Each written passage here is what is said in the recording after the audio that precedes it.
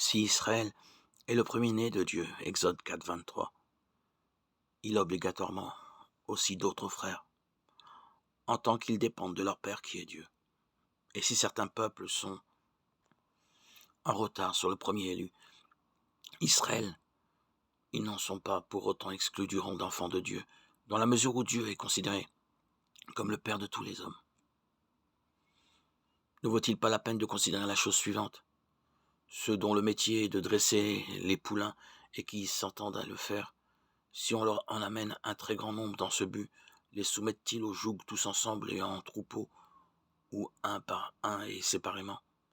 Tout le monde considère comme évident, je pense, que ce ne saurait être en troupeau, mais bien plutôt un par un, qu'on familiarise ses chevaux avec la bonne manière de courir. Et si les derniers dressés devaient se plaindre de ne pas être les premiers à apprendre, puisque d'autres les ont précédés, et cela alors que l'homme qui s'est engagé à les dresser n'ignore nullement le moment le plus favorable à chaque bête,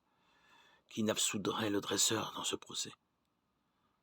S'il a veillé à faire entrer chaque cheval dans le manège à son heure, et à donner au premier traité l'entraînement nécessaire, qu'on l'acquitte,